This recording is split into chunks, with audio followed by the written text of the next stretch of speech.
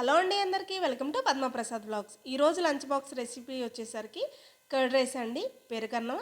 అందరూ పెరుగన్నమా అనుకోవచ్చు, కానీ ఈ పద్ధతిలో చేస్తే పొట్టకి భలే హాయిగా చాలా చలవ చేస్తూ కమ్మగా అనిపిస్తుందండి. అంత బాగుంటుంది. చాలామంది పెరుగన్నం అనేసరికి ఉత్తి పెరుగు వేసి తాలింపు వేసేస్తారండి. అలా చేస్తే కనుక పిల్లల బాక్సులో గట్టిగా అయిపోతుంది. నేను చేసే పద్ధతిలో కనుక చేస్తే చాలా బాగుంటుంది.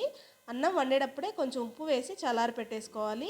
అలాగే ఒక కప్పు చిక్కటి పాలు కాచి చల్లారి పెట్టుకోవాలి. ఒక కప్పు పెరుగు, కొన్ని ప్రొమోగ్రానేట్స్ అండి, దానిమ్మ గింజలు.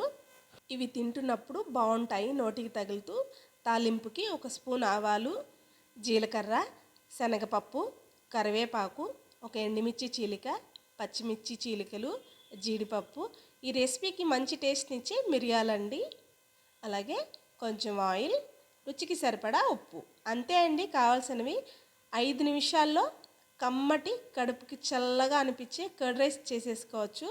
అన్నం వండేసి చల్లారి పెట్టుకున్నాం కదా, దీంట్లో ఒక కప్పు చిక్కటి పాలు పోసేసుకొని కలిపి అన్నం మొత్తం బాగా కలిపేసుకొని ఒక 10 నిమిషాల పాటు పక్కన పెట్టేసుకోవాలండి.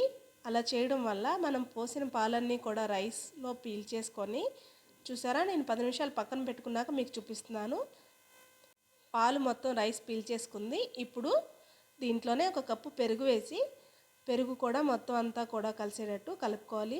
పాలు చల్లారి పెట్టుకుని మాత్రమే పోయాలండి, లేదంటే కనుక పెరుగు వేయంగానే పాలు విరిగిపోతాయి, ముక్కలు ముక్కలుగా అయిపోతుంది. అప్పుడు బాగోదు తినడానికి. చూసారా, పెరుగు వేసాక ఎంత లూజ్గా వచ్చిందో. మీరు ఎప్పుడు తిన్నా కూడా ఇంతే లూజ్గా ఉంటుందండి రైస్, పాలు వేయడం వల్ల. అలాగే దీంట్లో రుచికి సరిపడా ఉప్పు వేసి కలిపి కాసేపు పక్కన పెట్టేసుకుందాము.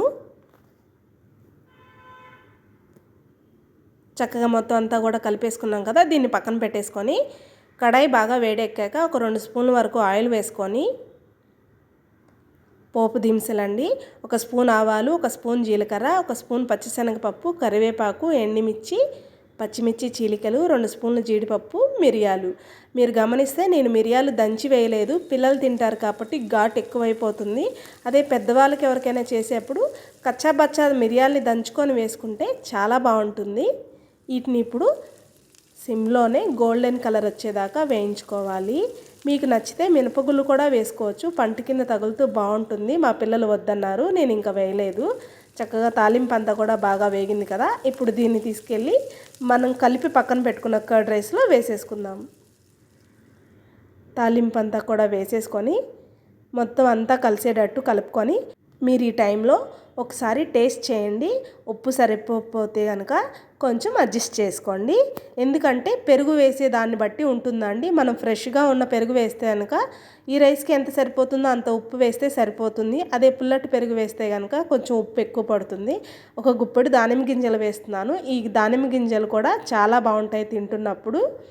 అంతే అండి, పెరుగన్నం కడుపుకి ఎంతో చలవ చేసే కమ్మటి కర్డ్ రైస్ రెడీ అయిపోయింది. దీన్ని ఇంకా చల్లారి పెట్టుకొని బాక్సుల్లో సర్వ్ చేసేసుకోవడమే. మీరు గమనిస్తే ఈరోజు బాక్స్ మారిందండి.